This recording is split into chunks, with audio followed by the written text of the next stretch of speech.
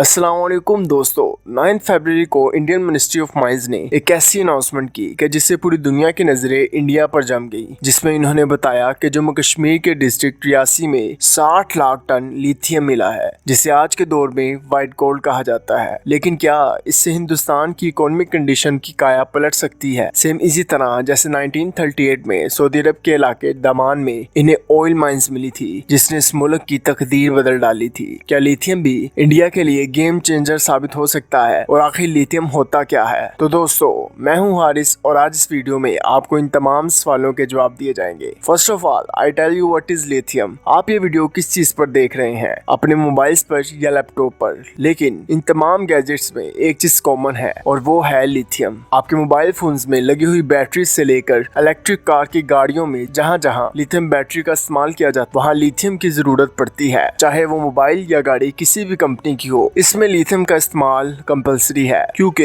Lithium battery में दूसरी batteries की निस्बत लाइफ स्पैन 10% ज्यादा होता है। वक्त के साथ साथ इलेक्ट्रिक कार्स का रुझान बढ़ेगा और इसके साथ सोलर प्लेट्स और वाइंड एनर्जी का यूज भी दिन ब दिन बढ़ेगा और इन सब में लिथियम का ही इस्तेमाल किया जाता है। यानी लिथियम आज के दौर में एक वैल्यूएबल नेचुरल रिसोर्स बन चुका है। इंडिया में 5.9 मिलियन टन लिथियम मिलने का मतलब है कि इंडिया दुनिया में second largest reserve for lithium का मालिक बन चुका है। और इसी वजह से यूएस ने इंडिया की इस अनाउंसमेंट के दूसरे ही दिन अपने एक इन्वॉय को इंडिया के लिए रवाना किया, ताकि वो इसमें इन्वेस्ट कर सके और इससे आने वाली प्रॉफिट को इंडिया के साथ शेयर कर सके। और इसी के साथ साथ जैश ए मोहम्मद ने भी इंडिया को वार्न किया है कि जो भी इन सोर्स को यूज करने की कोशिश करेगा उसे खत्म कर दिया जाएगा, क्योंकि 2001 में जम्मू कश्मीर पर रोशनी एक्ट लगाया गया था, जिसकी वजह से इस सरजमीन पर कोई एक्सप्लोरेशन तो दूर, कोई इंडियन इस सरजमीन में 2 गज जमीन तक भी खरीद नहीं सकता था। लेकिन इंडिया ने बाद में आर्टिकल 370 को एब्रोगेट कर दिया, जिसके बाद इस सरजमीन को इंडियन शहरी भी खरीद सकते हैं और इसी के साथ इसमें एक्सप्लोरेशन भी शुरू हो गई। इसलिए भी किया गया था ताकि इंडियन इन जमीनों को खरीद सके, जिससे मकबूजा कश्मीर के मुसलमानों को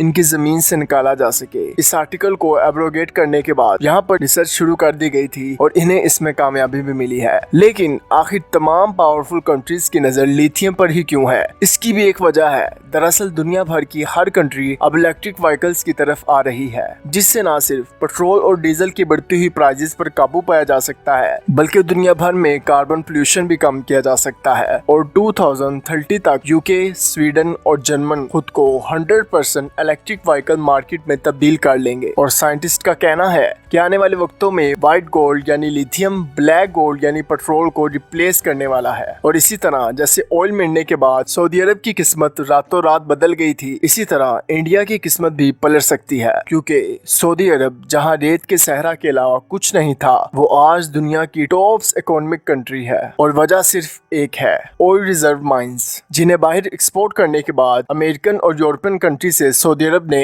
अपने रिलेशनशिप डेवलप किए हैं, जिससे न सिर्फ इनकी इकोनॉमी बढ़ी बल्कि इनका ग्लोबल रिलेशनशिप भी बहुत बड़ा। और वो दुनिया भर में जब चाहे ऑयल की प्राइस को कम या ज्यादा कर सकते हैं। और जो अब आगे आने वाला फ्यूचर है वो सिर्फ और सिर्फ व्हाइट गोल्ड का ही है। दुनिया भर में हर जगह अब पेट्रोल का यूज कम किया जाता है और कोशिश की जा रही है कि वो जल्द से जल्द इलेक्ट्रिक व्हीकल्स की तरफ आएं, ताकि पेट्रोल की बढ़ती हुई प्राइसेस को कंट्रोल किया जा सके और इसका इस्तेमाल कम किया जा सके। तो दोस्तों, आज के लिए इतना ही। आपसे अगली वीडियो पर मुलाकात होगी। अल्लाह हाफिज।